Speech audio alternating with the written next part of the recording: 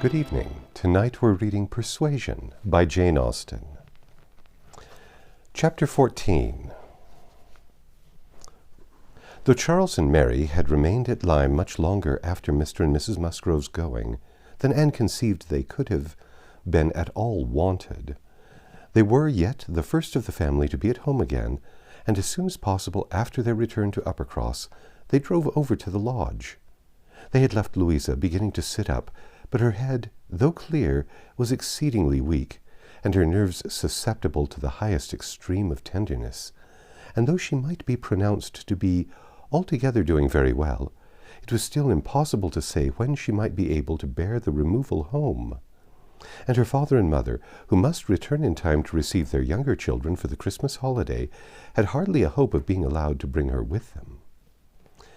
They had all been in lodgings together. Mrs. Musgrove had got Mrs. Harville's children away as much as she could. Every possible supply from Uppercross had been furnished to lighten the inconvenience to the Harvilles, while the Harvilles had been wanting them to come to dinner every day, and, in short, it seemed to have been only a struggle on each side as to which should be the most disinterested and hospitable. Mary had had her evils, but upon the whole, as was evident by her staying so long, she had found more to enjoy than to suffer. Charles Hayter had been at Lyme oftener than suited her, and when they dined with the Harvilles, there had been only a maidservant to wait.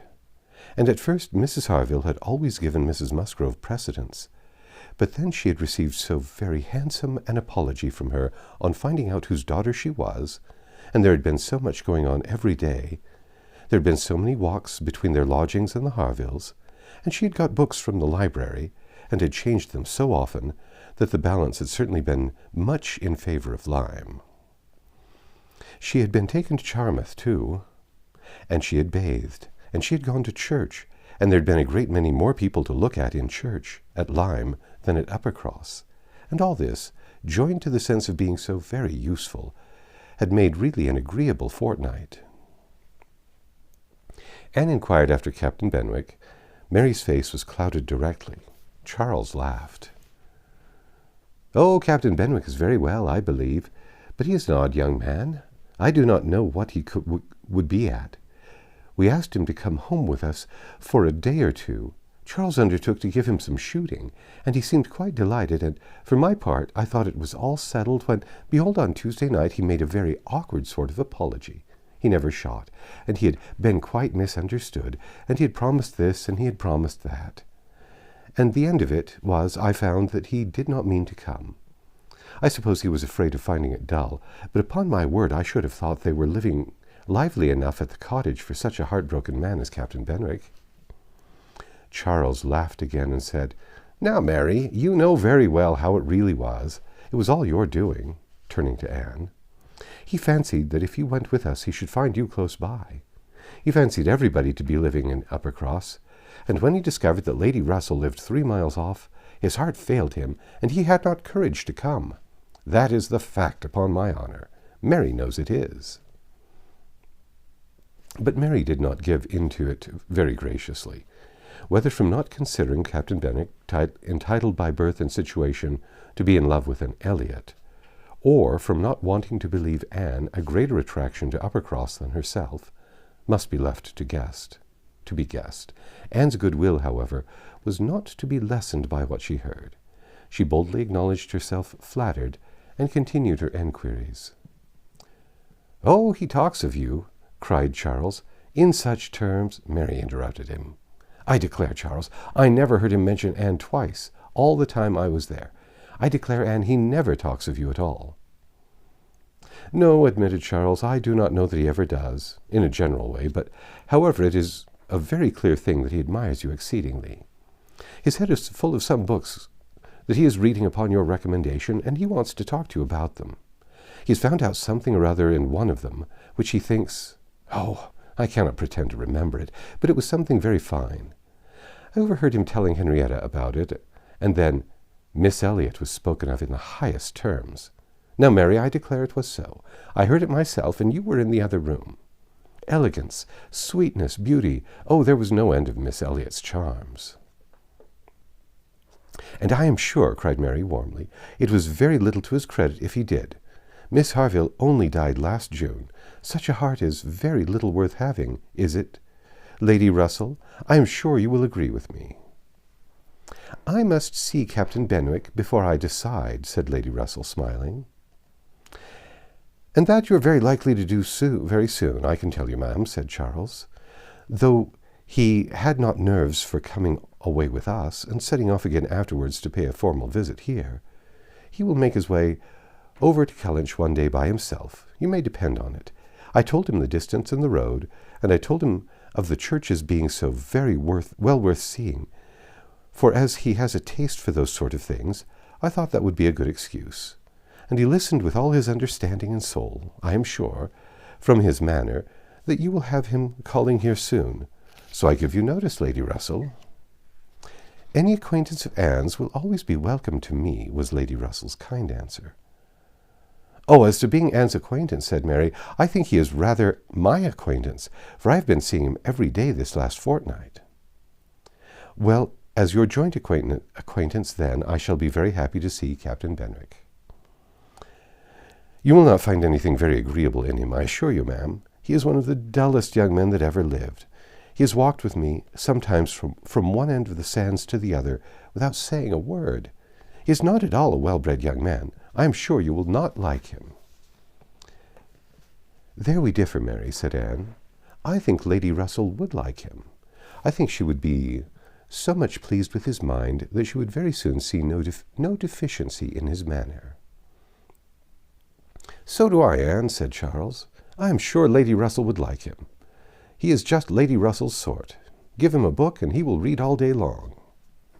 "Yes, that he will," exclaimed Mary tauntingly. "He will sit poring over his books, and not know when a person speaks to him, or when one drops one's scissors, or anything that happens. Do you think Lady Russell would like that?" Lady Russell could not help laughing. "Upon my word," said she, "I should not have supposed that my opinion of any one could have admitted of such difference of conjecture. Steady and matter-of-fact as I may call myself, I have really a curiosity to see the person who can give occasion to such directly opposite notions. I wish he may be induced to call here, and when he does, Mary, you may depend upon hearing my opinion. But I am determined not to judge him beforehand." "You will not like him, I will answer for it." Lady Russell began talking of something else. Mary spoke with animation of their meeting with, or rather missing, Mr. Elliot so extraordinarily. "He is a man," said Lady Russell, "whom I have no wish to see.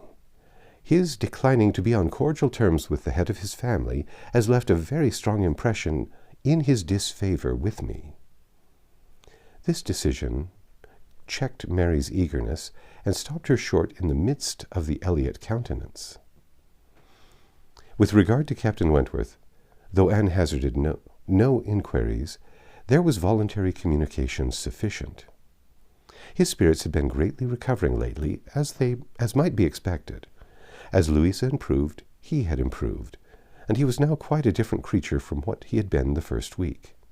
He had not seen Louisa, and was so extremely fearful of any ill consequence to her from an interview that he did not press for it at all, and, on the contrary, seemed to have a plan of going away for a week or 10 days, till her head was stronger.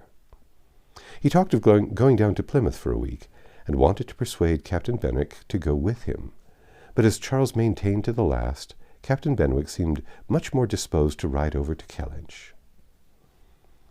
There can be no doubt that Lady Russell and Anne were both occasionally thinking of Captain Benwick from this time. Lady Russell could not hear the doorbell without feeling that it might be his herald, nor could Anne return from any stroll of solitary indulgence in her father's grounds, or any visit of charity in the village, without wondering whether she might see him or hear him. Captain Benwick came not, however. He was either less disposed for it than Charles had imagined, or he was too shy, and after giving him a week's indulgence, Lady Russell determined him to be unworthy of the interest which he had been beginning to excite. The Musgroves came back to receive their happy boys and girls from school, bringing with them Mrs. Harville's little children, to improve the noise of Uppercross and lessen that of Lyme. Henrietta remained with Louisa, but all the rest of the family were again in their usual quarters. Lady Russell and Anne paid their compliments to them once, when Anne could not but feel that Uppercross was already quite alive again. Though neither Henrietta nor Louisa, nor Charles Hayter, nor Captain Wentworth were there, the room presented as strong a contrast as could be wished to the last state she had seen it in. Immediately surrounding Mrs. Musgrove were the little Harvilles, whom she was sedulously guarding from the tyranny of the two children from the cottage, expressly arrived to amuse them. On one side was a table occupied by some chattering girls, cutting up silk and gold paper, and on the other were trestles and trays, bending under the weight of brawn and cold pies, where riotous boys were holding high revel. The whole completed by a roaring Christmas fire, which seemed determined to be heard in spite of all the noise of the others. Charles and Mary also came in, of course, during their visit, and Mr. Musgrove made a point of paying his respects to Lady Russell, and sat down close to her for 10 minutes, talking with a very raised voice, but, from the clamour of the children on his knees, generally in vain. It was a fine family peace. Anne, judging from her own temperament, would have determined such a domestic hurricane a bad restorative of the nerves, which Louisa's illness must have so greatly shaken. But Mrs. Musgrove, who got Anne near her on purpose to thank her most cordially again and again for all her attentions to them, concluded a short recapitulation of what she had suffered herself by observing, with a happy glance round the room, that after all she had gone through, nothing was so likely to do her good as a little quiet cheerfulness at home. Louisa was now recovering apace. Her mother could even think of her being able to join the party at home before her brothers and sisters went to school again. The Harvilles had promised to come with her and stay at Uppercross whenever she returned. Captain Wentworth was gone for the present to see his brother in Shropshire. "I hope I shall remember in future," said Lady Russell, as soon as they were reseated in the carriage, "not to call at Uppercross in the Christmas holidays." Everybody has their taste in noises as well as in other matters, and sounds are quite innocuous or most distressing, by their sort rather than their quality. When Lady Russell, not long afterwards, was entering Bath on a wet afternoon, and driving through the long course of streets from the old bridge to Camden Place, midst the dash of other carriages, the heavy rumble of carts and drays, the bawling of newsmen, muffin-men, and milkmen, and the ceaseless clink of pattens, she made no complaint. No, these were noises which belonged to the winter pleasures. Her spirits rose under their influence. And like Mrs. Musgrove, she was feeling, though not saying, that after being long in the country, nothing could be so good for her as a little quiet cheerfulness. Anne did not share these feelings. She persisted in a very determined, though very silent, disinclination for Bath, caught the first dim view of the extensive buildings smoking in rain, without any wish of seeing them better, felt their progress through the streets to be, however disagreeable, yet too rapid, for who would be glad to see her when she arrived? And looked back with fond regret to the bustles of Uppercross and the seclusion of Kellynch. Elizabeth's last letter had communicated a piece of news of some interest. Mr. Elliot was in Bath. He had called at Camden Place, had called a second time, a third, had been pointedly attentive, if Elizabeth and her father did not deceive themselves, had been taking as much pains to seek the acquaintance and proclaim the value of the connection as he had formerly taken pains to show neglect. This was very wonderful if it were true, and Lady Russell was in a state of very agreeable curiosity and perplexity about Mr. Elliot.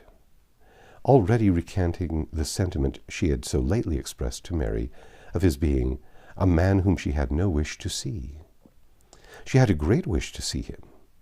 If he really sought to reconcile himself like a dutiful branch, he must be forgiven for having dismembered himself from the paternal tree. Anne was not animated to an equal pitch by the circumstance, but she felt that she would rather see Mr. Elliot again than not, which was more than she could say for many other persons in Bath. She was put down in Camden Place, and Lady Russell then drove to her own lodgings in Rivers Street. That's the end of Chapter 14. Come back tomorrow and we'll read Chapter 15.